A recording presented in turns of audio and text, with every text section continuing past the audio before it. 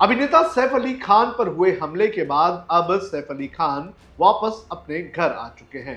लीलावती अस्पताल से मंगलवार को उन्हें डिस्चार्ज कर दिया गया और सैफ अली खान के ऊपर हमला करने वाला जो आरोपी है उसे भी पुलिस ने गिरफ्तार कर लिया है। 15-16 तारीख की रात के दरमियान सैफ अली खान के घर में एक अज्ञात व्यक्ति घुस गया था।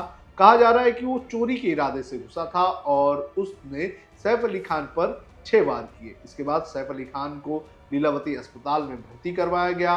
सैफ अली खान की वहां पर सर्जरी हुई और सैफ अली खान को अब डिस्चार्ज दे दिया गया है। आरोपी को रविवार को गिरफ्तार कर लिया गया और पुलिस का ये कहना है कि वो इस पूरे मामले में आगे की तहकीकात कर रही है। Police scientific evidence, forensic evidence और जो टेक्निकल एविडेंस है वो सभी एविडेंस जो है एक साथ करके मामले को वाटर टाइट केस बनाने की कोशिश कर रही है। लेकिन अभी भी इस पूरे मामले में अगर देख लिया जाए तो कई ऐसे सवाल हैं जिनके जवाब सामने नहीं आए हैं। कई सवाल जो ऐसे हैं जो सैफ अली खान के पार्ट से जो है अनसुलझे दिखाई दे रहे हैं और कुछ सवाल ऐसे हैं जो पुलिस की थ्योरी से भी मैच नहीं खाते हैं। इस वीडियो में हम उन्हीं सवालों के बारे में चर्चा करेंगे। नमस्कार, आप देख रहे हैं लोकमत हिंदी। मेरा नाम है सोनू कनौजी। इस केस में सबसे पहला जो हमारा सवाल उठ रहा है वो सवाल ये है कि आखिर जब सैफ अली खान पर हमला हुआ तो ऐसी इमरजेंसी वाले मामले में सबसे पहले पुलिस को अलर्ट करना होता है। इस पूरे मामले में अब तक जो जानकारी सामने आई है उस जानकारी के अनुसार पुलिस को तुरंत अपडेट नहीं किया गया, यानी कि अलर्ट नहीं किया गया। आमतौर पर जब हमारे घर में भी कुछ हो जाता है या चोरी हो जाती है तो सबसे पहले डायल 100 को कॉल करके पुलिस को इसकी जानकारी दी जाती है। लेकिन ये मामले में ऐसा कहीं भी नहीं दिख रहा है कि पुलिस को इन्फॉर्म किया गया होगा।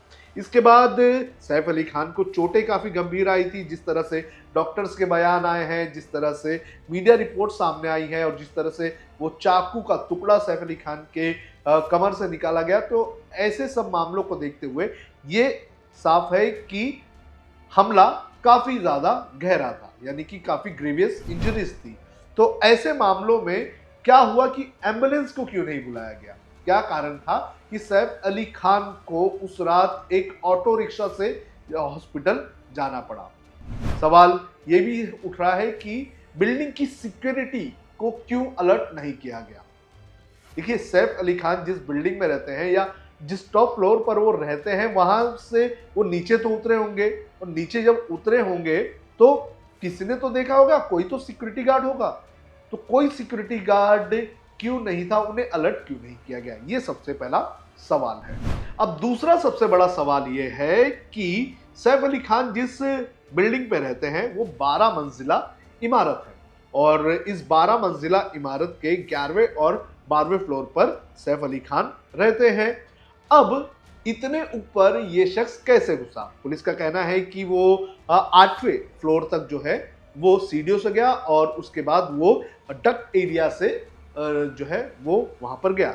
लेकिन मेरा सवाल ये है कि डक्ट एरिया से भी गया होगा लेकिन 8 फ्लोर तक तो वो बिल्डिंग की सीढ़ियों से गया, तो उस वक्त किसी सिक्योरिटी गार्ड ने उसे नोटिस क्यों नहीं किया?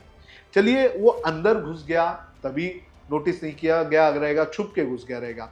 लेकिन जब सैफ अली खान पर हमला हुआ, जब ये आरोपी जो हमलावर है वो घर में घुसा और सैफ अली खान पर हमला करके जब वो भागा, तो उस वक्त तो किसी को अलर्ट करना चाहिए था। ये हम मान सकते हैं कि चलिए आरोपी जो है वो चोरी छुप के घुस गया, लेकिन जब इतना बड़ा किसी एक आदमी पर हमला करने के बाद जब वो भाग रहा है तो वो उसी रास्ते से तो नहीं भागा रहेगा, और जब वो दूसरे रास्ते से भागा है तो क्या उस वक्त किसी सीसीटीवी फुटेज ने उसे कवर नहीं किया?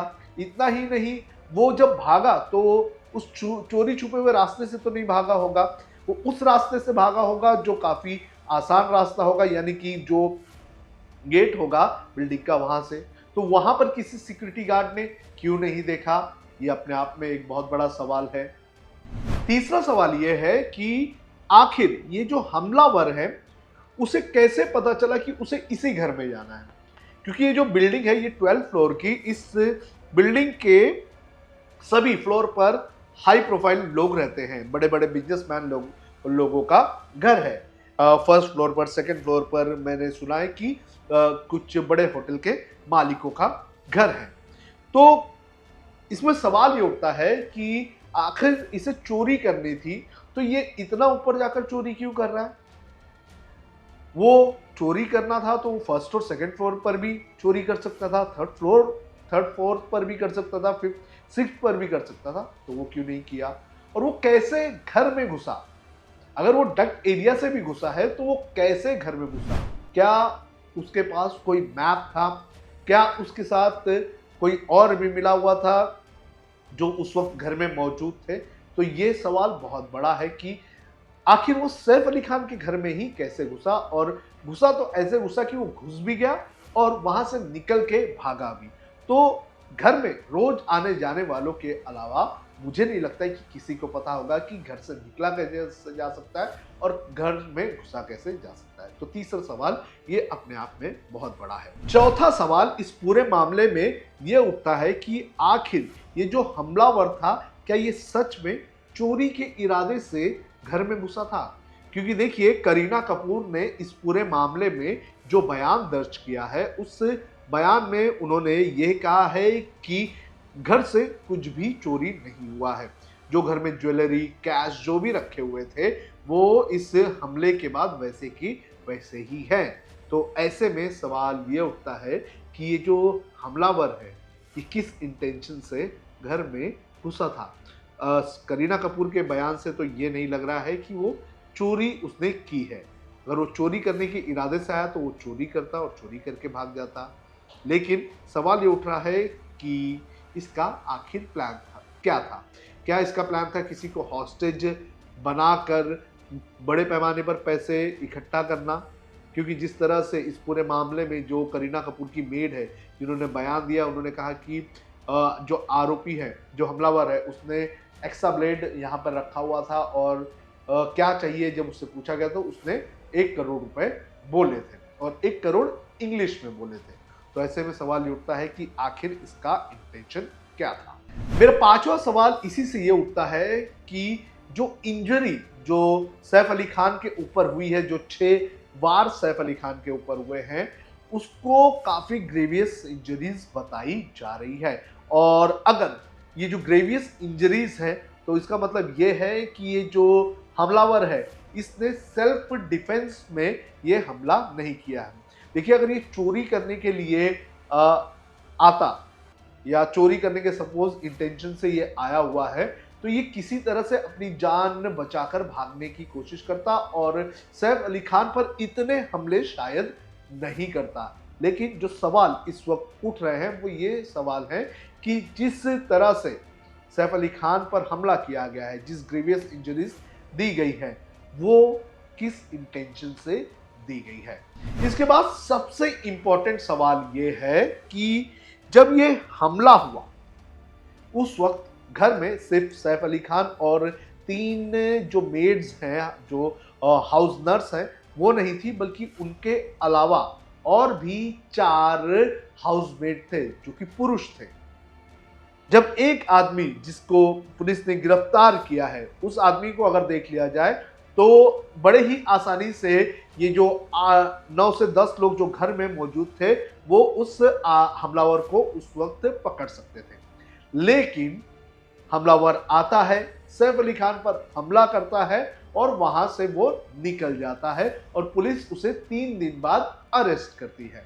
तो ऐसे में सवाल ये उठता है कि उस वक्त सैफ अली खान के घर में जो 4 और पुरुष थे, वो 4 पुरुष उस वक्त क्या कर रहे थे? क्योंकि सैफ अली खान के घर में जो मेड्स हैं, जितने भी फिल्म स्टार्स हैं, बड़े बड़े स्टार्स हैं, उनके घर में जो मेड्स होते हैं वो उनके घर में ही रहते हैं और हमेशा उनके साथ ही रहते हैं। तो ऐसे में सवाल ये उठता है कि ये 4 लोग क्या कर रहे हैं? इनका जो रोल है ये काफी ज्यादा सवालों के घेरे में। हालांकि पुलिस लगातार इनसे पूछताछ करने में लगी हुई है। चलिए, ये भी होता कि इस पूरे मामले में अगर सैफ अली खान पर हमला कर दिया गया और आरोपी भाग रहा है और ये लोग सैफ अली खान को बचाने के लिए उसमें लगे हुए थे, तो क्या इन लोगों ने कोई हंगामा नहीं मचाया? क्या इन लोगों ने सिक्योरिटी को अलर्ट नहीं करनी चाहिए? तो ये लोग कर क्या रहे थे, ये सबसे बड़ा सवाल है। मामले में सातवां और आखिरी सवाल यह है कि जब सैफ अली खान पर हमला हुआ तो सैफ अली खान ऑटो से क्यों गए? सैफ अली खान के पास तो कई सारी कार्स हैं। ड्राइवर जो है, कहा जाता है कि ये जो बड़े बड़े स्टार्स होते हैं ये उनके घर में ही रहते हैं। चलिए ड्राइवर नहीं तो कम से कम सिक्योरिटी गार्ड्स तो बिल्डिंग के नीचे थे। सैफ अली खान पर 12वें फ्लोर पर हमला होता है। सैफ अली खान इंजर्ड, खून से लथपथ जो है वो बिल्डिंग से सीढ़ियों से, लिफ्ट से उतरते हैं और वो सीधा ऑटो पकड़ के चले जाते हैं। क्या उनके साथ जो लोग थे, क्या वो गाड़ी कोई नहीं निकाल सकते थे? ये सबसे बड़ा सवाल है। उन्हें ऑटो में ही क्यों जाना पड़ा? और जब उन्हें ऑटो में जाना पड़ा तो सिक्योरिटी गार्ड, जो नीचे की सिक्योरिटी गार्ड्स होते हैं, वो क्या कर रहे थे? देखिए, हम गए थे सैफ अली खान के घर के बाहर, उनका जो दरवाजा है वो गेट सिर्फ कार के लिए खुलता है और उनसे लगा हुआ एक छोटा सा रूम है उस दरवाजे से, जहां पर एक सिक्योरिटी गार्ड बैठा रहता है। तो वो सिक्योरिटी गार्ड उस वक्त क्या कर रहा था? सवाल ये भी है कि ये सिक्योरिटी गार्ड सैफ अली खान के साथ गए क्यों नहीं? चलिए ऑटो में ही गए सैफ अली खान, तो सैफ अली खान के साथ ये लोग गए क्यों नहीं? क्योंकि जो खबरें सामने आ रही है इसमें ये कहा जा रहा है कि इब्राहिम के साथ, इब्राहिम जो कि बड़ा बेटा है सैफ अली खान का, उसके साथ सैफ अली खान ऑटो में गए। कुछ लोगों का ये कहना है कि सैफ अली खान उसके साथ नहीं बल्कि छोटे बेटे 7 साल के तैमूर के साथ हॉस्पिटल में गए थे, क्योंकि डॉक्टर्स का ये कहना है कि वो तैमूर के साथ हॉस्पिटल में आए थे। तो ये अपने आप में कई सारे सवाल है कि एक बड़ा एक्टर इंजर्ड हो जाता है, खून से लथपथ होता है, वो इंजरी के साथ अपनी बिल्डिंग से की लिफ्ट से उतरता है, जबकि उसके घर में 8 लोग और हैं और वो लोग किसी और को बताते ही नहीं है। ना तो वो अपने ड्राइवर को बताते हैं, ना तो वो अपने बिल्डिंग के सिक्योरिटी गार्ड को बताते हैं, और फिर सैफ अली खान को ऑटो में जाना पड़ता है। तो ये 7 ऐसे सवाल जो है वो इस पूरे मामले में हमें देखने मिल रहे हैं। अब इस पूरे मामले में पुलिस जो है वो टेक्निकल और सब्सटेंशियल एविडेंस, सारी चीजें जो हैं वो इकट्ठा करने में लगी हुई है। लेकिन इस मामले में ये कई सारे सवाल जो है वो अब भी बने हुए हैं। सैफ अली खान से पुलिस जल्द ही पूछताछ करेगी, क्योंकि वो अब ठीक होकर आ चुके हैं और हम भी कामना करते हैं कि वो बहुत जल्दी पूरी तरह से स्वस्थ हो जाए। लेकिन पुलिस इस पूरे मामले में अब सैफ अली खान से भी सवाल जरूर पूछेगी। आपको क्या लगता है कि इस पूरे मामले में कहाँ कहाँ लूपहोल है और जो थ्योरी सामने आ रही है वो कहाँ कहाँ गलत साबित हो रही है? आप हमें कमेंट करके जरूर